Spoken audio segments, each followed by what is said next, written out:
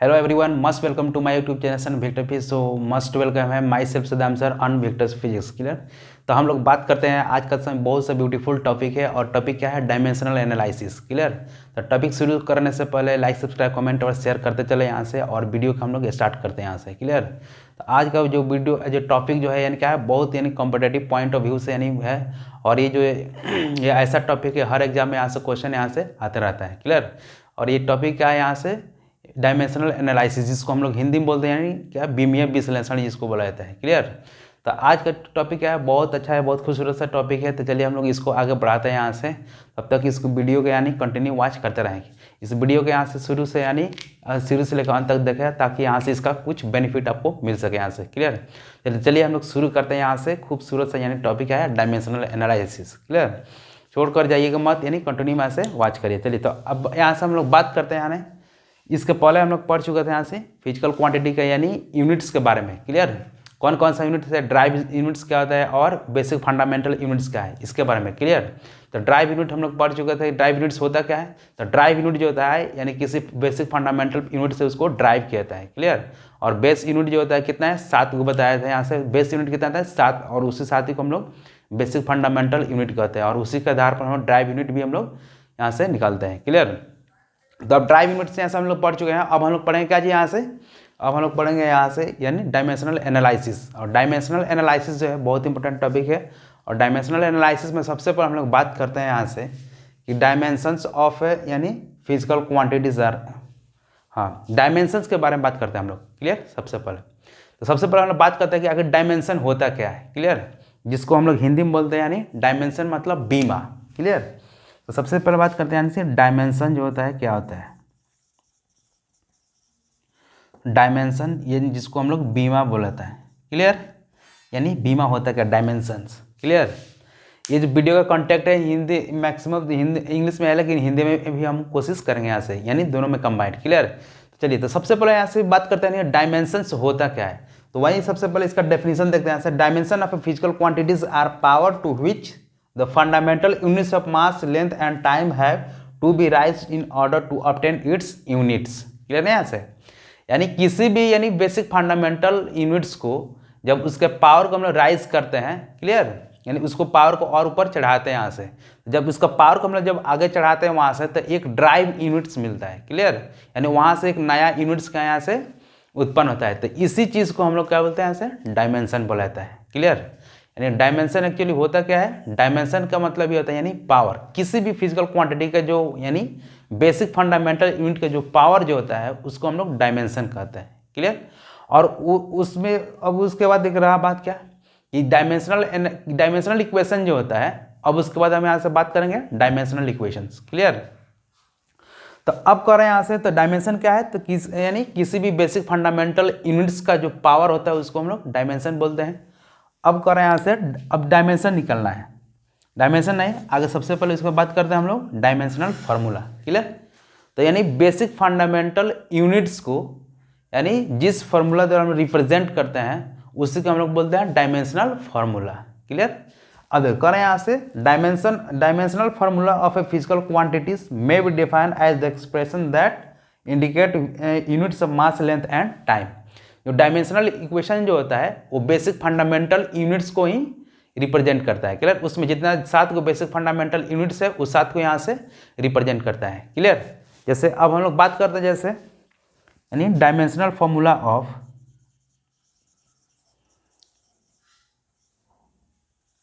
Dimensional formula यानी बीमीय सूत्र, जिसको हिंदी में बोला जाता है बीमीय सूत्र।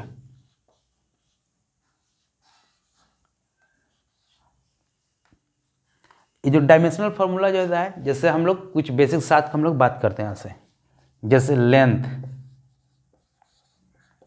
तो लेंथ का कितना अगर डायमेंशनल फार्मूला, तो लेंथ जो हो गया, तो लेंथ के लिए हम क्या लिखेंगे यहाँ से, कैपिटल एल।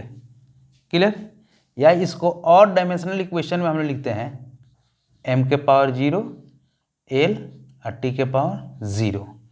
अब इसमें यानी डायमेंशनल इक्वेशन में जो होता है मेनली यानी बेसिक फंडामेंटल यूनिट्स को लिखा जाता है, और जिस यूनिट का डायमेंशन लिखना है उसको लिखेंगे, और बाकी जो यूनिट्स इसमें नहीं है उसका पावर को हम लोग जीरो कर देंगे, क्योंकि एनीथिंग का पावर जीरो क्या आ जाएगा, वहाँ से वैल्यू 1। तो अब यहाँ से लिखना है मास का, तो मास का कितना है यहाँ से कैपिटल M, M L के पावर 0 T के पावर 0। तो ये किसका आ गया यहाँ से डायमेंशन, मास का आ गया। अब हम लोग बात कर रहे हैं यहाँ से टाइम का, T, तो M के पावर 0, L के पावर 0 और T के पावर कुछ 1, यहाँ से तो 1 छिपा रहता है। तो ये हो गया आपका लेंथ, मास, टाइम का डायमेंशंस। क्लियर। तो ये हो गया आपका डायमेंशनल फॉर्मूला। क्लियर। अब करें यहाँ से डायमेंशनल जो फॉर्मूला होता है वो हमेशा स्क्वायर ब्रैकेट में रहता है।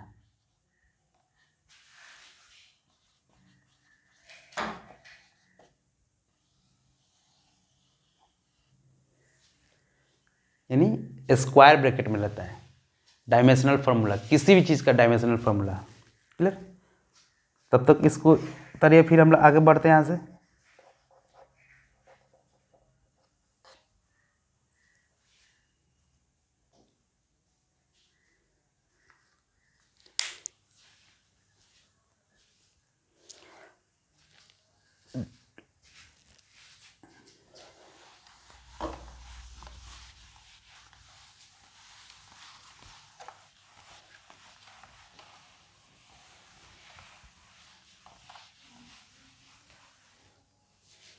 हाँ, तो अब हम लोग जैसे बात करते हैं डायमेंशनल फार्मूला, जैसे नॉर्मल कुछ फिजिकल क्वांटिटी का, फिजिकल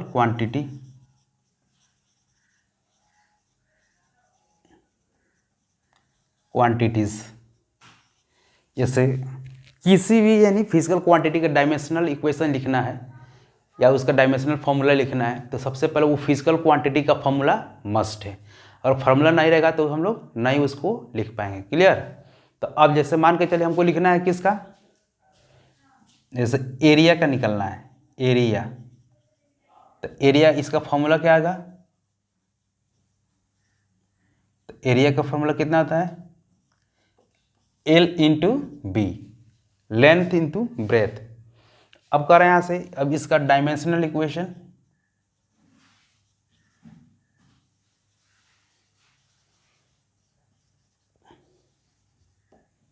अब डायमेंशनल इक्वेशन कितना होगा, तो लेंथ का L और ब्रेथ भी क्या है, लेंथ ही है, तो ब्रेथ का भी L, तो L इंटू L कितना गया यहाँ से L स्क्वायर, L स्क्वायर हो गया। अगर इसमें कोई दूसरा फिजिकल क्वांटिटी नहीं है, मास, तो M को यहाँ पर 0, L के पावर 2 और T के पावर 0। तो ये हो गया इसका डायमेंशनल इक्वेशन हो गया। ठीक है, ये डायमेंशनल फॉर्मूला। अब करें इसमें जो इसका डायमेंशन कितना है, करें यहाँ से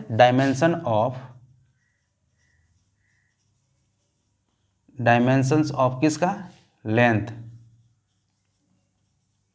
लेंथ इन एरिया, यानी dimension of length in area, यानी इस एरिया में जो यानी लेंथ का जो डायमेंशन जो है उसको फाइंड आउट करना है। तो कितना गया यहाँ से, तो लेंथ का कितना जगह यहाँ से, dimension of length in area, तो इसमें L का यहाँ पर क्या है डायमेंशन कितना है, 2 है, तो +2।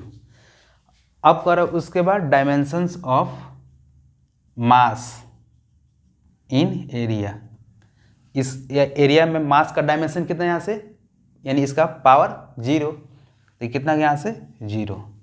करा डायमेंशंस ऑफ टाइम, तो टाइम का कितना होगा डायमेंशन यहाँ से 0, तो ये हो गया आपका डायमेंशन, जिसको हम लोग बोलते हैं बीमा, फिजिकल क्वांटिटी के। क्लियर। अब करें यहाँ से कुछ और फिजिकल क्वांटिटी का हम लोग डायमेंशन निकालते हैं, जैसे वेलोसिटी का निकालना है, वेलोसिटी जिसको हम लोग बोलते हैं वेग। ये आ गया आपका क्षेत्रफल। तो अब करें यहाँ से इसका वेलोसिटी निकालना है, तो वेलोसिटी का फॉर्मूला आना चाहिए यानी डिस्प्लेसमेंट अपॉन टाइम। अब करा डिस्प्लेसमेंट क्या है, डिस्टेंस है, तो डिस्टेंस का यहाँ से यूनिट डायमेंशनल इक्वेशन क्या होगा, एल, और टाइम का टी। और जब ये इसका टी का पावर कितना है 1, जब नीचे से ऊपर का आ जाएगा यहाँ से माइनस, तो एल थोड़ा टेढ़ा हो गया, एल टी के पावर -1। क्लियर। तो ये हो गया आपका डायमेंशनल इक्वेशन ऑफ का चीज़ वेलोसिटी। तो अब करें यहाँ से डायमेंशन ऑफ लेंथ। तो कितना गया यहाँ से लेंथ का, यानी कितना गया यहाँ से डायमेंशन +1।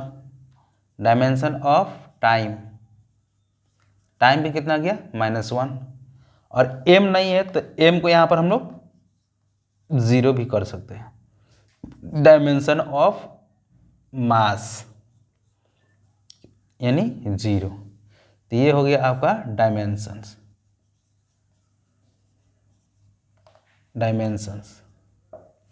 यानी जितना भी फिजिकल क्वांटिटी है हम लोग उसका डायमेंशन निकाल सकते हैं, लेकिन कुछ फिजिकल क्वांटिटी होता है जिसका डायमेंशन होता है और कुछ का नहीं होता है। क्लियर। अब जैसे मान के चले हमको निकालना है क्या चीज़ का, यानी एनर्जी का, एनर्जी जिसको हम लोग ऊर्जा बोलते हैं, यानी किसी भी टाइप का एनर्जी जो होता है, काइनेटिक एनर्जी जैसे मान लेते हैं, तो इसका फॉर्मूला क्या आता है, ½ mv²। ½ mv²। तो ½ m मतलब मास, v मतलब वेलोसिटी। तो अब मास का कितना आ जाएगा यहाँ से, तो मास का जो होगा यानी m, और वेलोसिटी का lt के पावर -1, और इसका भी स्क्वायर है। सबको यहाँ से ज्वाइन करते हैं m l² t के पावर -2। तो ये हो गया आपका डायमेंशन। तो अब कह रहा है यानी यूनिट्स ऑफ क्या चीज़, यानी सॉरी यूनिट्स बोल रहे हैं, डायमेंशंस ऑफ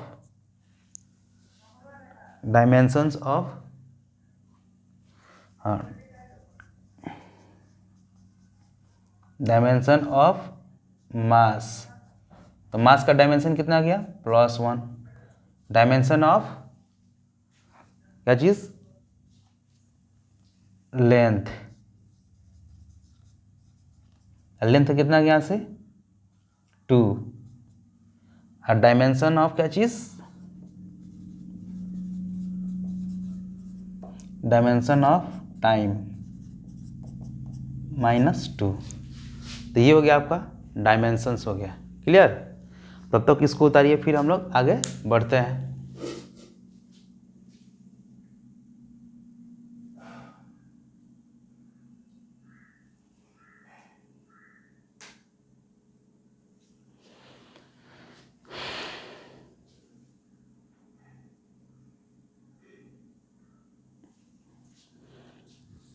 यहाँ पर इसका दिखाई नहीं दे रहा है, यहाँ से लिख देते हैं यहाँ से।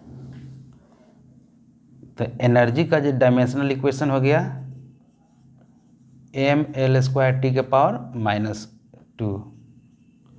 तो m का डायमेंशन कितना आ गया +1, l का डायमेंशन +2, और t का डायमेंशन -2। तो ये हो गया आपका डायमेंशंस।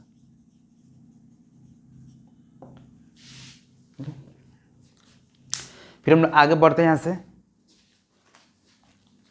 ये जो टॉपिक जो है बहुत मज़ेदार टॉपिक है और बहुत यानी इंटरेस्टिंग, और हर एग्जाम में यहाँ से 1-2 ऑब्जेक्टिव क्वेश्चन इससे आना है डायमेंशन से। क्लियर। तो चलिए इसको उतारिए, फिर हम लोग आगे बढ़ते हैं यहाँ से। तब तक इसको इरेज कर दिया जाए।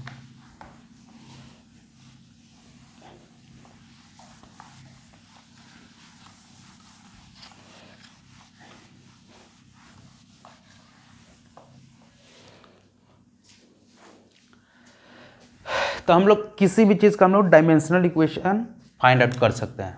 अब जैसे मान के चलिए फोर्स का निकालना होगा, फोर्स तो फोर्स का formula F equal to M A, mass into acceleration. तो मास का एम, एसेलरेशन का एल टी के पावर -2। तो इसका इक्वेशन क्या आ गया, एम एल टी के पावर -2। अब एम का डायमेंशन कितना आ गया, यानी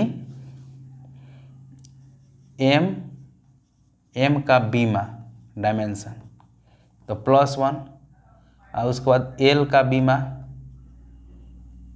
+1, और उसके बाद टी का बीमा तो -2। ये हो गया आपका बीमा। तो ऐसे किसी भी फिजिकल क्वांटिटी का हम लोग बीमा डायमेंशन उसका हम लोग फाइंड आउट कर सकते हैं। अब जैसे मान के चले चार्ज का निकलना है, जैसे आवेश यानी चार्ज Q, तो Q बराबर क्या आता है यहाँ से IT। I मतलब करंट, तो करंट का क्या आता है एम्पियर, और टाइम का T, AT हो गया। तो कितना गया यहाँ से AT, क्लियर। अब करें यहाँ से वर्क डन का निकलना है, वर्क जिसको यानी कार्य हम लोग बोलते हैं। तो वर्क का इसका डायमेंशन कितना गया यहाँ से, वर्क क्या है एनर्जी है, W बराबर FS होता है, F इंटू एस मतलब डिस्प्लेसमेंट, फोर्स हो गया। तो फोर्स का एम एल टी के पावर -2 और डिस्प्लेसमेंट का एल, तो कितना गया यहाँ से एम एल स्क्वायर टी के पावर -2। तो जो एनर्जी का जो यूनिट होता है वहीं वर्क डन का ही यूनिट होता है, दोनों सेम ही चीज़ होता है, डायमेंशनल इक्वेशंस। अब हम लोग मान के चलते मोमेंटम का निकलना होगा, मोमेंटम P, तो P बराबर क्या था मास इंटू वेलोसिटी। तो मास का m और वेलोसिटी का LT के पावर -1, तो कितना आ गया m l t के पावर -1, क्लियर। तो ये हो गया आपका डायमेंशंस। इसको उतारिए, फिर हम लोग आगे बढ़ते हैं यहाँ से।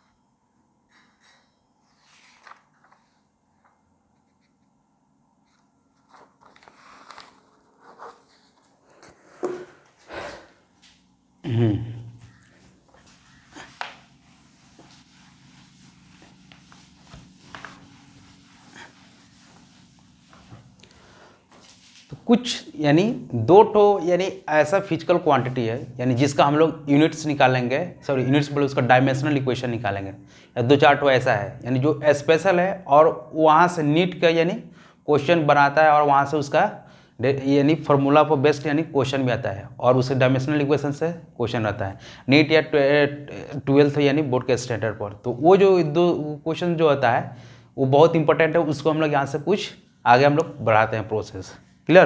तो सबसे पहले हम लोग बात करते हैं जैसे कूलम्स लॉ यानी कूलम्स फोर्स,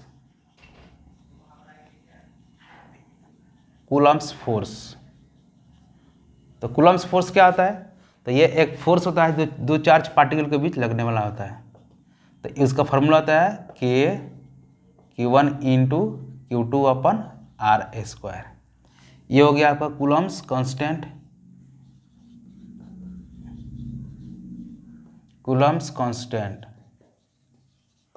अभी इस फॉर्मूला में हमको क्या किस चीज़ की जानना जरूरत है कि इसका डायमेंशनल इक्वेशन कैसे फाइंड आउट करते हैं। हमको ये नहीं जानते अभी ज़रूरत है कि इसका ज़रूरत कहाँ पर है, अभी इसमें बस केवल फार्मूला का डायमेंशनल इक्वेशन हम लोग पढ़ रहे हैं, क्लियर। चलिए तो अब करें यहाँ से के का जो वैल्यू होता है 1/4 पाई एप्सिलॉन नॉट, यानी क्या है 4 पाई, 1/4 पाई एप्सिलॉन नॉट। तो इसका हम लोग को इसमें डायमेंशन निकालना है, किसका डायमेंशन एप्सिलॉन नॉट का निकालना है, क्लियर। चलिए तो अब करें यहाँ से F equal to 1/4 pi epsilon nought Q1 Q2 upon R square. अब यहाँ से एप्सिलॉन नॉट निकालना है तो ये सब ऊपर चला जाएगा, तो force into 4 pi into R square बराबर, सॉरी हम क्या निकलना है यहाँ से, इसको कम करते हैं, यहाँ से क्रॉस मल्टीप्लाई कर देते हैं, तो F into 4 pi epsilon nought R square equal to Q1 into Q2। अब हमको क्या निकालना है, यहाँ से एप्सिलॉन नॉट का वैल्यू निकालना है, Q1 into Q2 force into 4 pi R square. तो इस फॉर्मूला को एप्सिलॉन नॉट निकालना है, तो इसको यहाँ पर ऐसे कर दिया यहाँ से। अब चार्ज जो होता है इसका क्या होता है डायमेंशनल इक्वेशन 80, और इसका कितना होता है, एक और चार्ज है तो इसका भी 80, क्योंकि अभी इसको निकालना है यहाँ से 80। अब फोर्स कितना होता है यहाँ से mL/2। अब करें यहाँ से आर स्क्वायर, आर मतलब एक डिस्टेंस है, डिस्टेंस का एल स्क्वायर, क्लियर। तो यहाँ से एप्सिलॉन नॉट का क्या आ गया यहाँ से डायमेंशनल इक्वेशन। अब 80 और एक 80 डबल 80 है, तो हम लोग इसको ए स्क्वायर टी स्क्वायर लिख सकते हैं। और नीचे कितना है ऐसे mL/2, तो एल स्क्वायर है और ये एल है, इसका पावर कितना है 1, इसका पावर कितना है 2, तो 2 1 3 हो गया। तो इसका आ गया mL/3 और t/-2। अब करें यहाँ से, इसके पहले भी हम लोग डायमेंशनल इक्वेशन पढ़ चुके हैं यहाँ से, कि डायमेंशनल इक्वेशन में किसी भी बेसिक फंडामेंटल क्वांटिटी का जो उसका पावर जो होता है उस पावर को हम लोग राइज करते हैं, यानी ऊपर चढ़ाते हैं। क्या चीज़ कि कुछ एक अदर फिजिकल क्वांटिटी को ऑब्टेन करने के लिए, ताकि उसको हम लोग प्राप्त कर सकें। तो इसका पावर हम लोग यहाँ से चढ़ाते हैं, तो m के पावर यहाँ पर कितना है प्लस है, तो ऊपर जाएगा तो कितना जाएगा यहाँ से माइनस, तो m के पावर -1, l के पावर कितना है 3, तो ऊपर जाएगा तो कितना जाएगा -3, और t के पावर कितना है यहाँ से नीचे -2 है, ऊपर जाएगा तो क्या जाएगा +2, तो t के पावर कितना 2 ऑलरेडी है और 2 और आके जुड़ जाएगा तो 4 हो गया। और यहाँ से a यानी करंट एम्पियर का, तो a का पावर 2। तो ये हो गया आपका dimensional equation of epsilon not. ये बहुत एग्जाम में पूछता रहता है, यानी m के पावर -1, l के पावर -3, t के पावर 4 और a के पावर 2। ये आपका डायमेंशनल इक्वेशन हो गया। ये हमेशा हर कॉम्पिटिटिव एग्जाम में यहाँ से क्वेश्चन पूछते रहता है। तब तक इसको उतारिए, फिर हम लोग आगे बढ़ते हैं यहाँ से।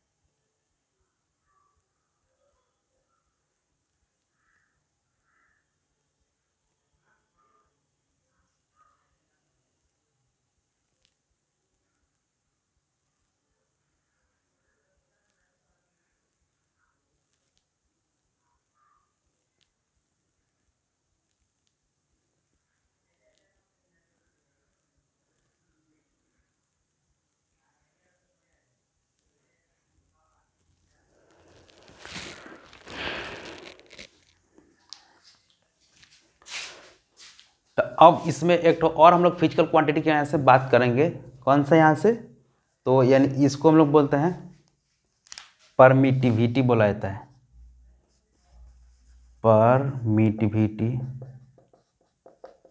Permittivity of free space, clear, मुक्त आकाश की विद्युतशीलता। अब हम लोग एक तो और क्वेश्चन की बात करते हैं यहाँ से।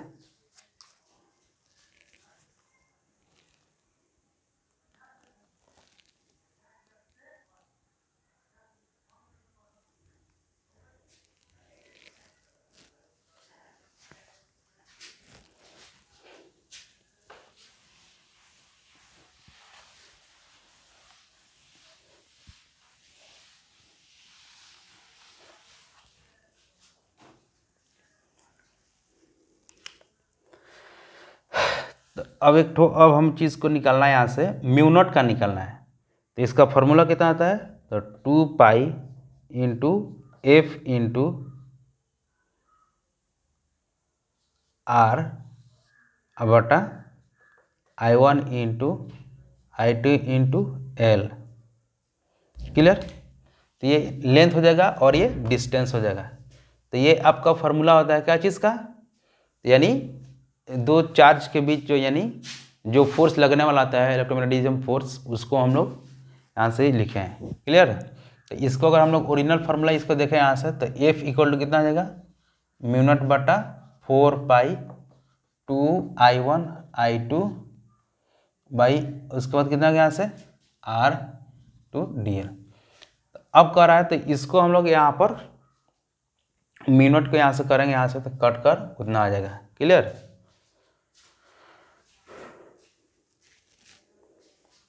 तो अब इसको हम लोग निकालते हैं यहाँ से इसका डायमेंशनल इक्वेशंस।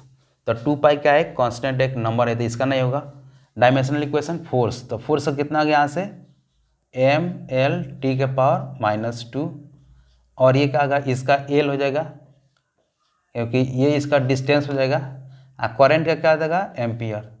तो दो ठो करंट I1 I2, तो दो करंट के लिए दो ठो होगा, और L मतलब लेंथ, तो इसका L, तो L से L कट गया, बचा क्या चीज़, तो mL t के पावर -2 और एम्पियर स्क्वायर, तो ऊपर जगह था एम्पियर के पावर -2। तो ये हो गया आपका म्यू नॉट का या डायमेंशनल इक्वेशन हो गया mL t के पावर -2 और एम्पियर के पावर -2। क्लियर। तब तक इसको उतारिए, फिर हम आगे बढ़ते हैं यहाँ से।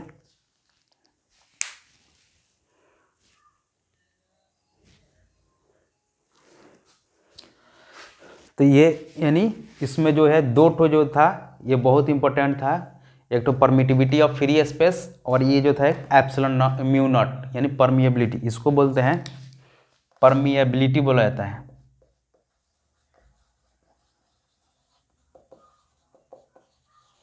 परमिएबिलिटी ऑफ फ्री स्पेस, मुक्त आकाश की विद्युतशीलता जिसको बोला जाता है। तो इस यहाँ से म्यू नॉट के बीच यहाँ से, अच्छा एक तो काम करते हैं यहाँ से,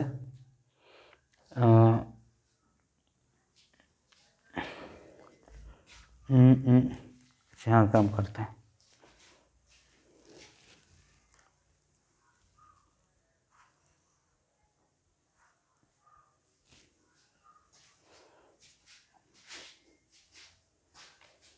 तो हम आगे बढ़ते हैं यहाँ से कि और कुछ इसमें, तो इसको हम लोग आगे बढ़ते हैं यहाँ से।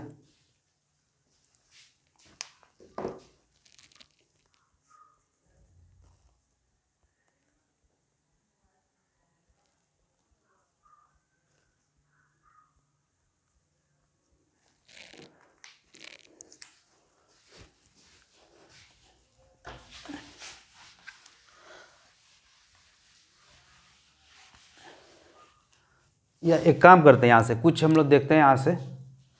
एक होता है एप्सिलॉन नॉट, इसका हम लोग क्या देखे थे,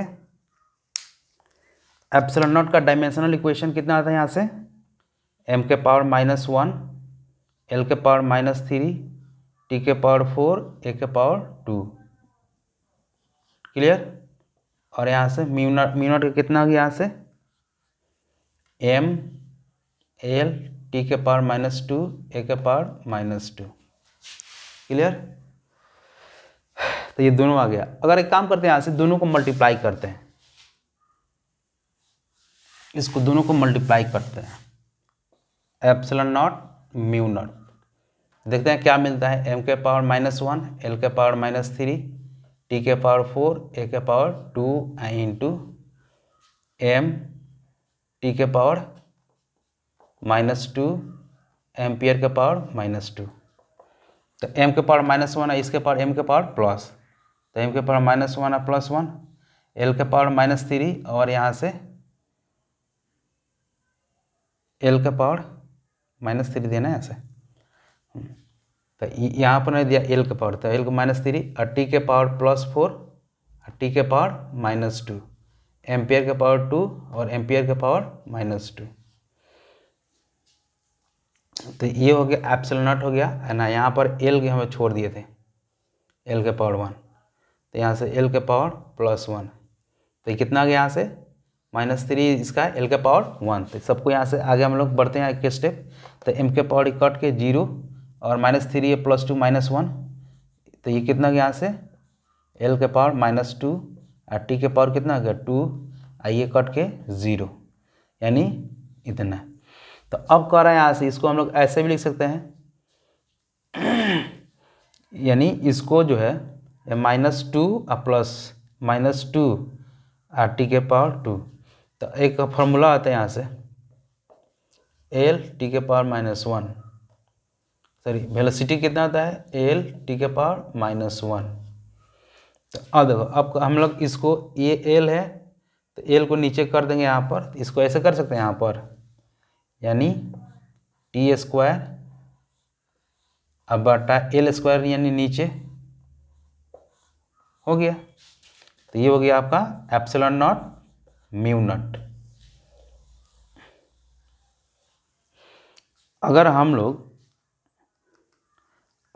लोग इसको ऐसे किया जाए, इसको क्रॉस मल्टीप्लाई कर दिया जाए, ठीक है, क्रॉस मल्टीप्लाई और इसको ऐसे, तो इसको हम लोग ऐसे कर पाएंगे आराम इजीली, यानी l² epsilon not mu not और ये t²। क्लियर। अब कह रहे हैं यहाँ से कि अगर हम लोग इसको नीचे करते हैं यहाँ पर, किसको यहाँ पर लिख देते हैं, यहाँ पर अगर यहाँ t² को नीचे में करते हैं और l² को ऊपर, l² और t², ये हो गया आपका, ये कितना देगा 1/एप्सिलॉन नॉट म्यू नॉट। तो अब देखिए, अब कह रहे हैं यहाँ से कि हम लोग इसको ऐसे लिख सकते हैं L/T, अब पूरा होल का इसका पावर 2, यानी 1/एप्सिलॉन नॉट म्यू नॉट। चलिए, और 1/एप्सिलॉन नॉट म्यू नॉट। तो अब इतना बराबर इसको हम लोग देखिए, यहाँ गौर से देखिए, ये L और नीचे T चला जाएगा, T के पावर -1 है तो नीचे, तो LT के पावर कितना L/T, तो क्या वेलोसिटी आया ना यहाँ से, तो यहाँ पर लिख सकते हैं यहाँ से वेलोसिटी का स्क्वायर बराबर 1/एप्सिलॉन नॉट म्यू नॉट। तो अब कर रहे हैं यहाँ से, अब यहाँ से कर रहा है, तो वेलोसिटी इक्वल टू कितना आ गया, वेलोसिटी इक्वल टू 1/एप्सिलॉन नॉट म्यू नॉट। तो v बराबर कितना आ जाएगा 1/, इसमें रूट चढ़ जाएगा एप्सिलॉन नॉट म्यू नॉट। यानी इसका मतलब ये है कि अगर हम लोग को वेलोसिटी, यानी इस डायमेंशनल, दोनों को डायमेंशनल इक्वेशन से अगर मल्टीप्लाई करते हैं एप्सिलॉन नॉट और म्यू नॉट, तो हम लोग क्या यहाँ से प्राप्त कर सकते हैं वेलोसिटी। यानी इसका जो रिलेशन जो है हम लोग को आगे पढ़ना भी है, यहाँ से इसका रिलेशन कहाँ पढ़ना है, यहाँ से आगे पढ़ना है, यानी इलेक्ट्रोमैग्नेटिक वेव में पढ़ना है कि वेव जो होता है ये क्या है, इलेक्ट्रिक फील्ड और मैग्नेटिक फील्ड का एक कंपोनेंट है, और उसको हम लोग डिराइव कर सकते हैं। क्लियर।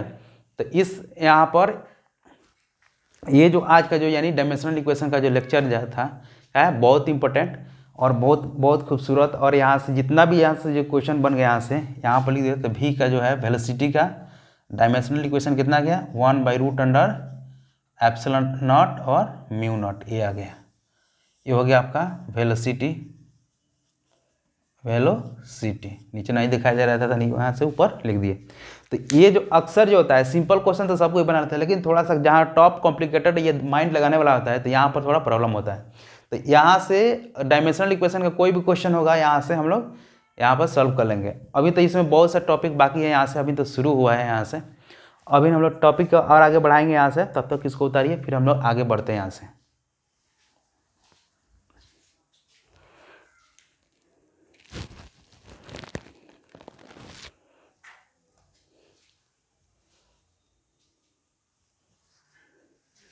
चलिए, तो इसको हम लोग इरेज करते हैं, फिर आगे हम लोग बढ़ते हैं यहाँ से। ये जो है बहुत, ये जो नीट लेवल पर इस पर क्वेश्चन देता है हमेशा इसका, इसलिए ध्यान में रखें कि इस क्वेश्चन को हमेशा ड्राइव करते रहे। यहाँ से एकदम सिंपल है, यहाँ से कोई ज़्यादा यानी कॉम्प्लिकेटेड नहीं है यहाँ से। क्लियर। चलिए अब करें यहाँ से डायमेंशनल इक्वेशन में, यहाँ तक हम पहुँच गए। यहाँ से फॉर्मूला निकालने के लिए किसी भी फॉर्मूला, यहाँ से फॉर्मूला मालूम रहेगा तो आप किसी भी चीज़ का फिजिकल क्वांटिटी का उसके डायमेंशनल इक्वेशन हम लोग फाइंड आउट कर पाएंगे। ठीक है, तो अब हम लोग पढ़ेंगे यहाँ से सम डेफिनेशंस।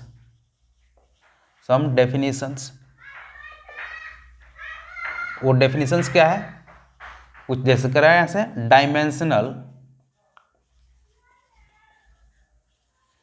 डायमेंशनल वेरिएबल, क्लियर, जिसको हम लोग बोलते हैं हिंदी में बीमीय चर बोला जाता है। बीमीय चर, वेरिएबल मतलब चर। तो करें यहाँ से वैसा फिजिकल क्वांटिटी यानी that physical quantity which possess both dimensional equation as well as magnitude is called dimensional variable, clear. और उसका मैग्नीट्यूड क्या होगा, वेरी करता रहेगा, क्लियर। तो मतलब कर रहे हैं that physical quantity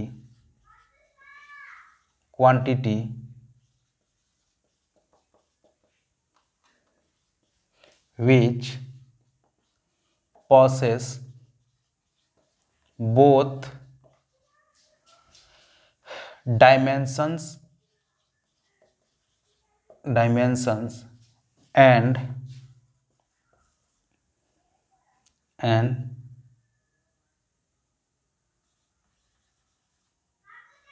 value and its value is variable is called dimensional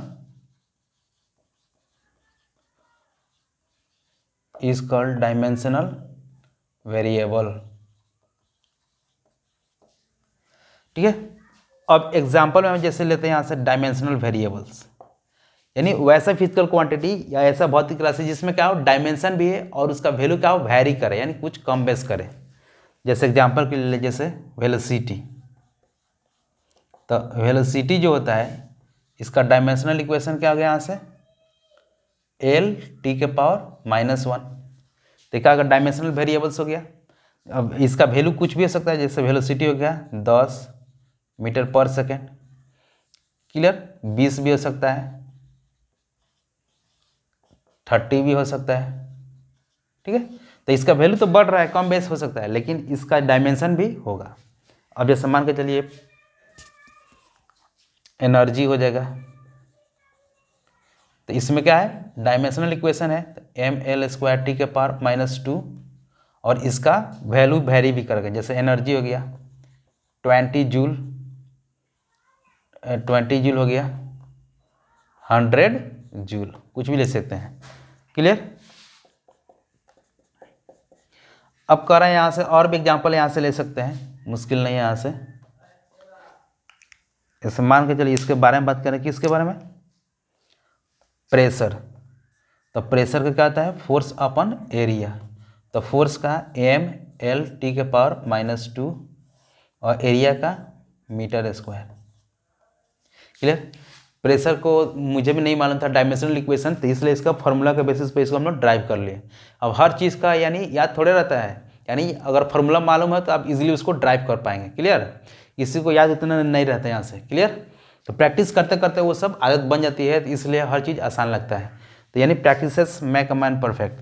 तो आप कहने का मतलब ये है, तो यहाँ से अब इसका पावर हम लोग राइज करते हैं यहाँ से m के पावर 1 माइनस ये 2 है ना, +2 तो ऊपर जाएगा तो -2, l के पावर 1 और t के पावर -2। तो ये कितना हो गया यहाँ से, तो m के पावर -1, l के पावर 1 और t के पावर -2। यहाँ पर 1 है, यहाँ पर नहीं लिखे, क्यों, क्योंकि 1 जनरली लिखने की कोई ज़रूरत नहीं है, यहाँ पर 1 छिपा रहता है। तो m के पावर -1, l के पावर 1, t के पावर -2, ये हो गया आपका प्रेशर का यूनिट। तो मान के चलिए एग्जांपल में ले लिया यहाँ से, तो प्रेशर जो होगा, प्रेशर का होगा एक फिजिकल क्वांटिटी होगा,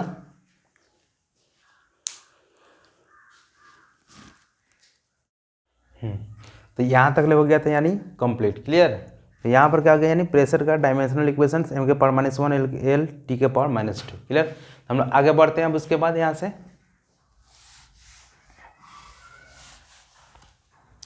कहाँ गया मेरा, इरेजर। तो ये हो गया आपका डायमेंशनल वेरिएबल्स। अब हम लोग पढ़ेंगे यहाँ से dimensional constant. Clear? Dimensional variable हो गया। अब हम लोग पढ़ेंगे यहाँ से dimensional constant. Clear?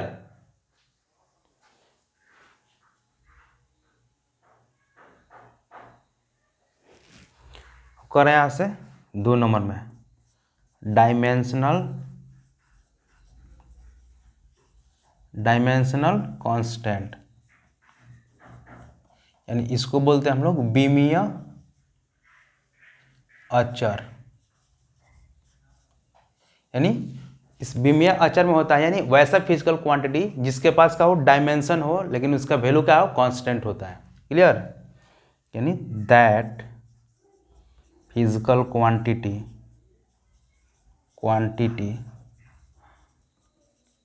which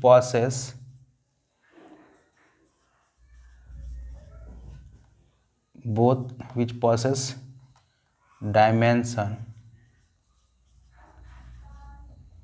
and value is constant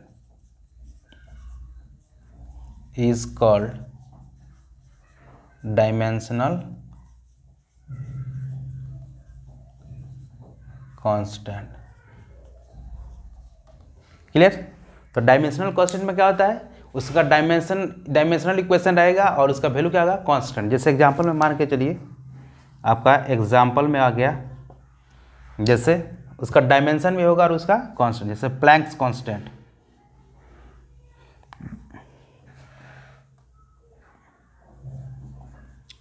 constant. Clear?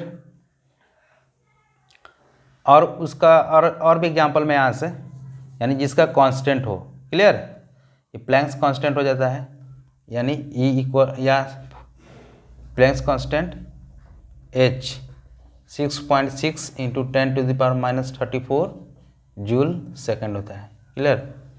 ये इसका यूनिट होता है। अब करो, उसके बाद करें यहाँ से, यानी कूलम्ब्स कांस्टेंट। ऐसे पढ़े थे ना इसके पहले, कूलम्ब्स कांस्टेंट।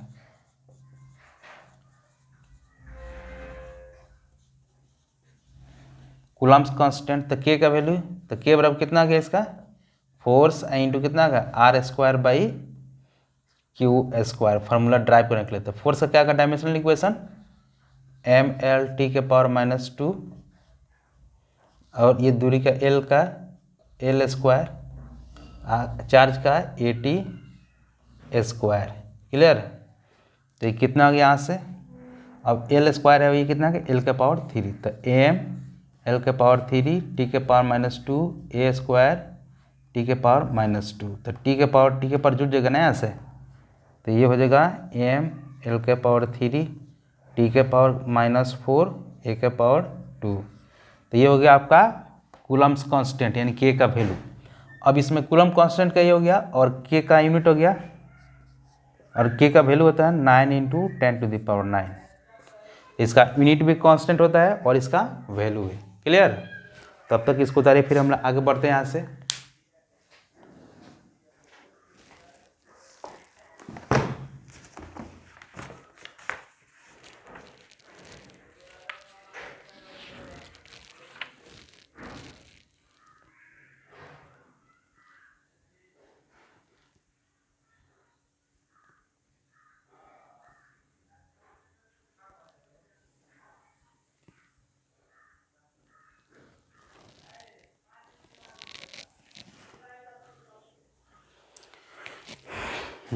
तो ये हो गया आपका, यानी इसका डायमेंशनल यानी कांस्टेंट। अब कह रहा है यहाँ से, हाँ एक तो चीज़ भूल गए यहाँ से, प्लैंक्स कांस्टेंट का यह यूनिट हो गया।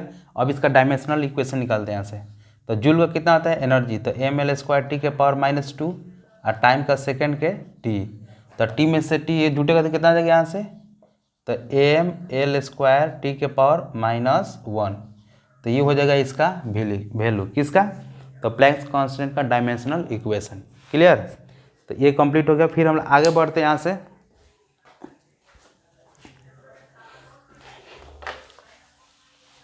और इसमें बहुत सारे यानी क्वेश्चन आता है, लेकिन इसमें हम लोग एग्जाम्पल के लिए 2 या 3 ठो लिया है। फिर अब आगे बढ़ते हैं यहाँ से। डायमेंशनलेस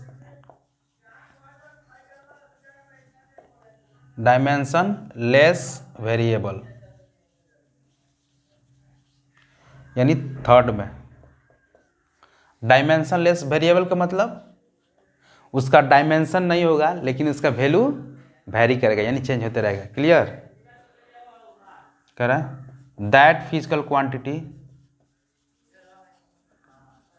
क्वांटिटी ये यू है भी नहीं, क्वांटिटीज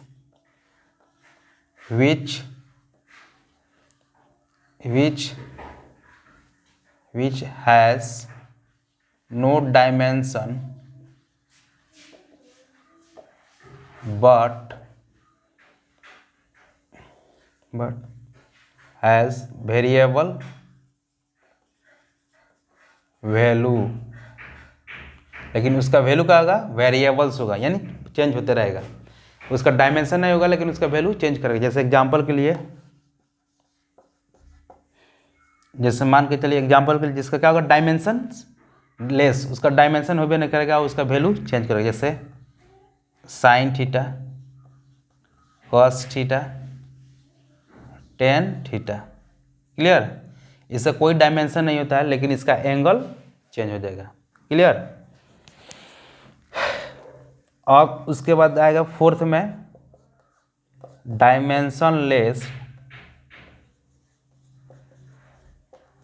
डायमेंशनलेस कांस्टेंट। इसको बोलते हैं बीमाहीन चर।